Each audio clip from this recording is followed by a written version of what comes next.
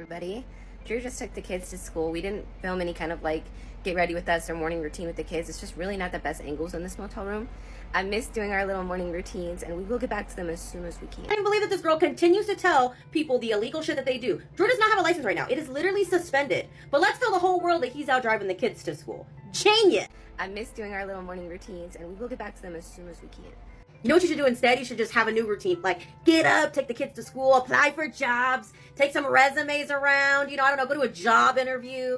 I don't know, maybe apply for other stuff, it's just crazy, but you keep doing what you're doing. It's working out really well. The one that you keep running her name through the mud and blaming for all these random things that she didn't do. Let me ask you something. Have you ever seen someone expose their own partner so much that it starts to feel like a public trial? Well, welcome to the saga of Stephanie Jenkins, a woman who's been putting her whole life on the internet, unknowingly throwing her man Drew under the bus again and again. Now, this isn't just gossip. We are talking serious legal stuff, child endangerment, and a mountain of bad decisions broadcast live. Let's get into it. So here's how it all kicked off. Stephanie's got this, let's call it a gift. She records everything. And I'm not talking about sweet moments with her kids or cute couple selfies. No. Stephanie is the kind of person who documents the nitty-gritty, every rant, every tired complaint, every dollar spent, every little inconvenience, all up for public viewing. She goes live from their one-room motel, talks about how hard things are, how they're getting by, and how Drew's trying his best. She'll film their budget talks, meal preps, breakdowns, and even the kids' chaotic school mornings. It's like reality TV but unedited, raw and painfully real. But then, during one of her usual sit-down videos, she casually lets something major slip. She says, Drew just took the kids to school. Hey everybody. Drew just took the kids to school. We didn't film any kind of like get ready with us or morning routine with the kids. It's just really not the best angles in this motel room. I miss doing our little morning routines, and we will get back to them as soon as we can. But today we just have some things planned that Drew and I need to get done. I'm doing my hand here, like my hand's telling a whole fucking story of its own. Guys, today we have to get all this laundry done. We need to try to go to the post office and get a P.O. box because we don't have our mail being sent anywhere right now. We have to go down to the one that's like all the way downtown because you can't just go anywhere and get a post office box when you're homeless, and I didn't know that. That's kind of strange to me. The fuck else are you supposed to get mail? Trying to stop cursing and it's not working, but though mama said hello, you're supposed to have me in your arms. Okay, you can say siblings too because everyone says Deshaun. But honestly, who does she look more like, me or Drew? I feel like she's just the perfect mix of both of us. Now, on the surface, that might sound innocent. A dad doing the school drop-off? That's just normal life stuff, right? Except, here's the catch. Drew's driver's license has been suspended. Not recently, not temporarily, it's been a thing for a while. This wasn't a new development, and if you've been following their content, which many people do, you would know this because Stephanie herself had told everyone. But in that moment, it was like she completely forgot she was also broadcasting a confession. Let's start off with the fact that Stephanie has filmed Drew driving several times, even though he has a suspended license. The reason Drew supposedly has a suspended license is because he owes over 10 years worth of child support. And if you owe a lot in child support, they can actually suspend your license. So this video was posted to Stephanie's sub only, but it very quickly got out to the mainstream internet. And this totally could be used against Drew in court. Next illegal thing Stephanie filmed was her saying that she will be abandoning her cats when she gets evicted. She made a whole video, even throwing out the litter boxes. Don't worry guys, one of the cats has been rescued. And because of this video, charges are pending against Stephanie. The next illegal thing they filmed was the entire reason they went viral in the first place. I explained this in one of my videos about the resilient Jenkins, but basically Stephanie and her kids illegally moved into a rent-assisted apartment with Drew and his son. Drew lied and said Stephanie and her kids were not living there, that only him and his son were, and when he went to court and tried to do this, the court was like, no, we have screenshots, we have proof that Stephanie and her kids are living there,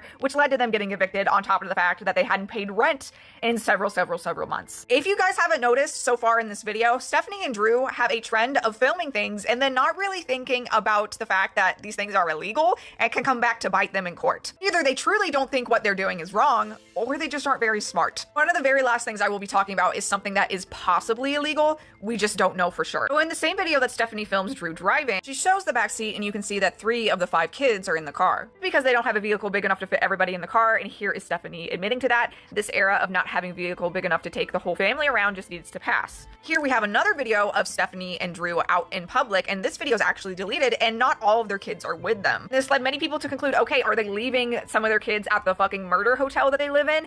But the reason why I say this is only a possible illegal thing is because some of their kids could be at school. Some people are claiming at around the time this video was filmed, school was actually on spring break, so the kids shouldn't be at school anyway. They should be at home. Honestly, I wouldn't put it past them to leave the kids at home. I don't know. I will continue this series because I'm almost positive they will post more illegal things because they seem fine with doing that. Let's pause and really take that in. Driving with a suspended license is not some little slip up. It's not forgetting to renew your registration. It's a criminal offense. In Oregon, depending on the reason behind the suspension, it can be a Class A misdemeanor. What does that mean? That means Drew could be looking up to a year behind bars. A year? Not to mention a fat fine of up to $6,250 US. Oh, and let's not forget, the vehicle could get impounded too. And if Drew wants to legally get back on the road again, he might be required to file for something called SR22 insurance, which is basically the insurance version of a red flag and comes with a hefty price tag. But what really puts this over the edge is that he wasn't just driving himself, he was driving their kids. And that's where the situation shifts from a traffic violation to something way more serious. When minors are involved, the law sees it through a very different lens.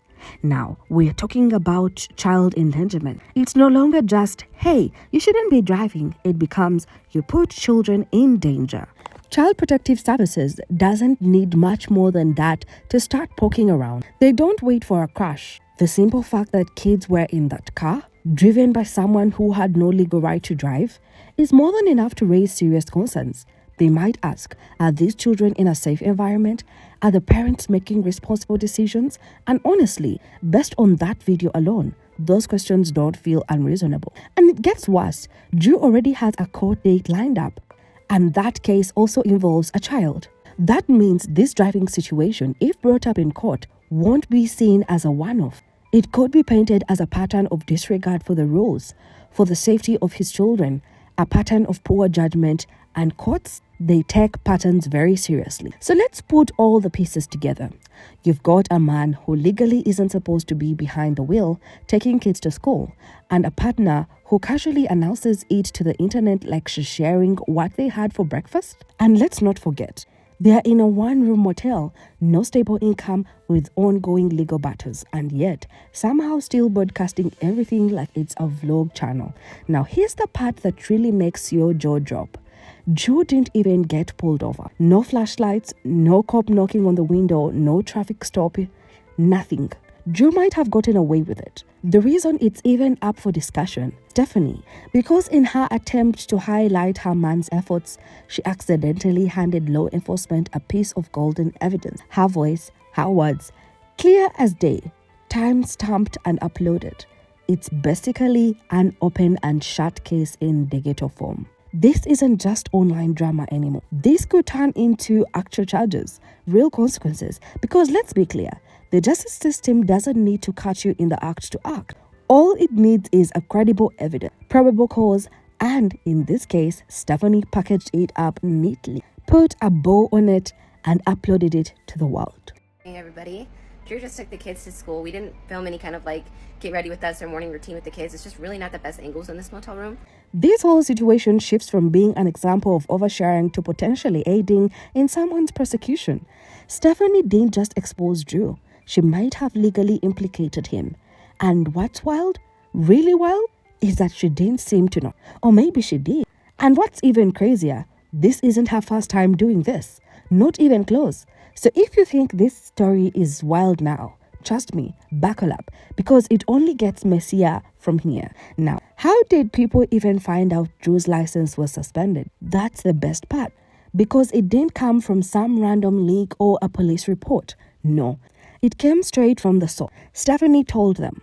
In a video that she posted exclusively for her paid subscribers, the kind where she goes into even more detail than usual, she actually mentioned that she had to drive Drew to a doctor's appointment. Nothing wild at first glance, just a woman driving her partner to the checkup. But then she added something that caught everyone's attention. She said, I quote, "He can't drive himself, his license is suspended." Just like that, she confirmed everything. No one had to dig, no one had to guess. She gave it up willingly, like it was just a minor detail in the story of their life. And the kicker, this wasn't months ago. It was recent enough that people remembered, recent enough that it stuck. So back then, when it was about Drew's health, when it was about getting him to an appointment, Stephanie knew very well that he couldn't drive. They acknowledged it, respected it, even. But fast forward to that morning when the kids had to be taken to school, suddenly all that awareness just vanished into thin air. That's the thing about Stephanie. She talks a lot. And somewhere along the line, that constant need to document, to vent, to share, turns into something else. Something risky. Her mouth has been Drew's biggest liability.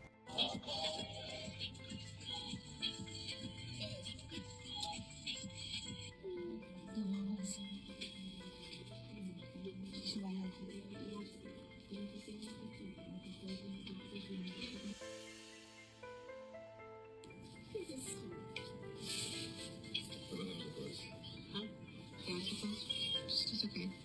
But now we just wait for results because that's the most we can do. Hopefully everything's okay.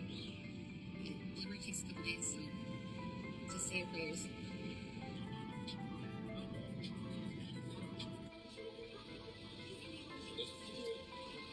It catalogs everything, every sleep, every contradiction, every did she really just say that moment? And Stephanie's given them plenty. In her world, oversharing isn't just a habit, it's practically a brand. And in the process of trying to be real and raw and unfiltered, she's unintentionally exposed Drew in ways that might be legally damaging. Whether it's an Instagram story or a livestream rant, her words have a way of becoming receipts. The kind that can be replayed, reposted, and most dangerously, presented in court. After the video dropped, people in the comments immediately started connecting the dots. It was like the internet detectives went into an overdrive. One commenter pointed out, wait, isn't Drew not supposed to be driving? And boom, the floodgates opened. Suddenly, everyone remembered the video Stephanie had posted earlier about Drew's suspended license. Another person jumped in and said, my husband's license was suspended too, but he drives all the time. Nothing ever happened. As if that was some kind of valid defense.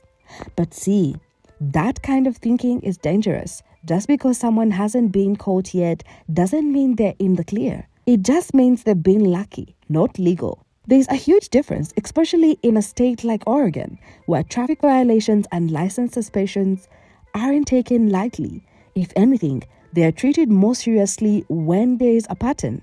And let's be honest, Drew's situation is starting to look like one. And here's the real kicker. Stephanie basically created a timeline for prosecutors without even knowing it. That video, with the comments, timestamps, and her clear voice explaining what happened, that's not just content, that's evidence. Law enforcement doesn't need to be physically present at the scene when the person involved practically confesses online. And if this whole thing comes up in court on Monday, which it easily could, considering Drew's already dealing with a case involving a child, no one is going to be shocked. No one is going to act surprised. The court doesn't live under a rock. They see what's out there. And Stephanie's channel isn't hidden, it's public. The minute it becomes relevant to the case, it becomes a fair game. So yeah, what Stephanie probably thought was a cute little moment of praising Drew for helping out with the school drop-offs, it might turn into a legal mess. And the internet, it caught it all. They always do.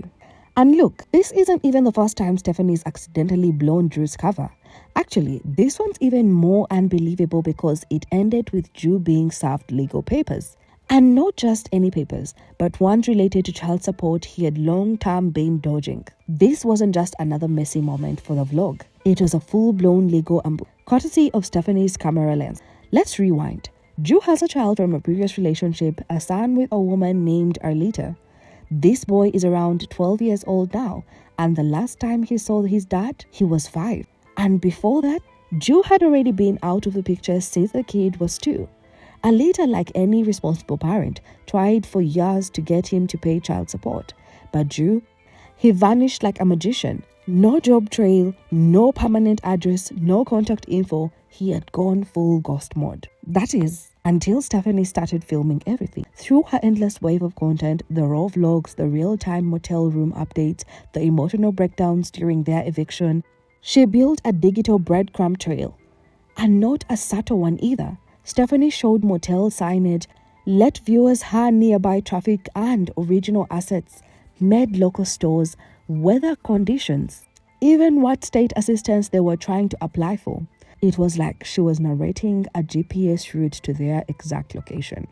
And Alita, she did miss a bit. She may have been quiet, but she was paying close attention. She watched, gathered the info, connected the dots, and waited. I have a page. I don't mind the commentary, but then you got my second child up there on your fucking page. Take that shit the fuck down, because that's not him. That's my husband's son. So take that shit off. Y'all gonna set me off and go, I'm really like this. Like I said, I've been done playing nice. So don't try me. Don't fucking try me. And eventually, thanks to Stephanie, she knew exactly where Drew was. She even admitted publicly it was Stephanie's oversharing that gave her the key to finding him. All the running and hiding Drew did for years got undone by Stephanie and a camera phone. And just like that, boom, Drew got served legal papers right there on camera in real time. The sheriff just showed up to the Resilient Jenkins hotel room to serve Drew with contempt of court for child support. Arlita, which is Drew's baby mama, the mother of their 12-year-old son, who he hasn't seen since he was 5 years old, has been trying to get Drew served, but it was almost impossible to get him served because she couldn't find an address. She didn't know an address. Arlita has been watching their TikToks and was able to track Drew down. So she calls her caseworker, and caseworker confirms it with Arlita that the sheriff was able to serve Drew. Okay, so now he has court on April 27th for contempt of court for child support. And Arlita says she can tell in the Resilient Jenkins' past few videos that Stephanie is very upset about this, and you can tell how stressed she is by the look in her eyes. One moment Stephanie's venting about how hard life is, maybe showing off some Dollar Tree snack, or talking about feeding 5 kids in one room, and the next, a knock at the door. Drew's face, shocked. Stephanie trying to process it all while still holding her phone. The internet eating it up like pop. And let's be clear, this wasn't some betrayal by a friend or a tip-off from a nosy neighbor. This was all Stephanie, not out of malice, but out of her constant need to film, to share, to tell her story. She documented their entire lives so thoroughly that Alita didn't need a private investigator. She had YouTube. And that's what's so wild about all of it. Drew was hiding in plain sight. He wasn't found by cops or served through a tracking agent. He was outed by the very person he trusted most, the person filming his every move. And not because she wanted to hurt him, but because she never stopped to think about the consequences. That's the real pattern here. Every time Stephanie picks up that camera, Drew's life gets a little more exposed, a little more vulnerable, and a little more legally complicated. And yet, the camera keeps rolling. But it goes deeper.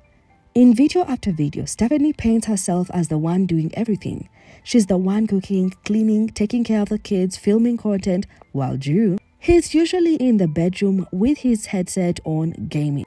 People noticed. Comment sections filled up with criticism. Where's Drew? Why isn't he helping? Isn't he supposed to be the father?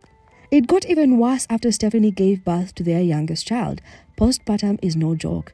Yet, there she was, breastfeeding with one hand, packing up boxes with the other. Drew was in MI. Even during their eviction, Stephanie was the one carrying furniture while wearing a baby wrap. Drew only showed up to load the U-Haul at the end. What if Andrew isn't working because he can't work? And what if the can't work isn't a physical thing? What if it's because he can't pass a certain test? Because remember, he was in rehab for using. And again, people can change, people can do better, but a lot of people do relapse. It happens. And the fact that he's so chill and so zoned in on the game and so just not present, just out of it, what if it's because he's on some? And what if that's why Stephanie keeps on trying to protect him and carry his weight and take... And that's what people saw, not just once, but over and over again, because Stephanie kept filming. Then came the one where Stephanie's crying while making dinner. She says she has to feed Drew before he takes it out on the kids. That sent the internet into a frenzy. People started accusing Drew of abuse. But just as quickly, Stephanie backtracked. She said it was an experiment. She was just testing the algorithm. Excuse me? That's not something you play with. You can't hint at domestic violence and then say, just kidding, that's not how any of this works. Once again, she gave people more reason to criticize Drew. And she's the one who posted. And this behavior goes way back. Before they even gained followers, Stephanie was already out here exposing Drew. She once said he doesn't give her compliments and he doesn't show her affection, even said their sex life wasn't great. All of this on the internet. The same internet where she now says they're ride or fighting the world together. And let's not forget, her mother had offered to help, offered to take her and the kids in, but she chose Drew. The same man she constantly reveals doesn't really support her the way she desires. Lately, things have changed, kind of. Stephanie's been showing Drew helping around the house. He's cleaning, peeling potatoes, doing little things. Some people say he's finally stepping up. Others think it's just damage control. A PR campaign from their motel room. After even years of doing nothing, Drew is suddenly a changed man, or is Stephanie just trying to fix his image? Because the truth is, she's the one who made the whole world hate. She handed out the evidence over and over again. And now, Drew's got legal issues, child support cases, and a court date, while Stephanie's trying to clean up the mess. So what do we make of it? Stephanie says she's protecting her family, but she's the one who's exposed every crack in the foundation. From child support drama to criminal behavior, it's all being broadcast by her own hand. And the worst part, she doesn't even seem to realize it. Or maybe she does. But it's too late to stop. Either way, she's turned their relationship into content. And the content always comes with consequences. Let me know what you think in the comments. Is Drew the bad guy, or has Stephanie been setting him up all along without knowing it? Don't forget to like and subscribe, because this story, it's far from over.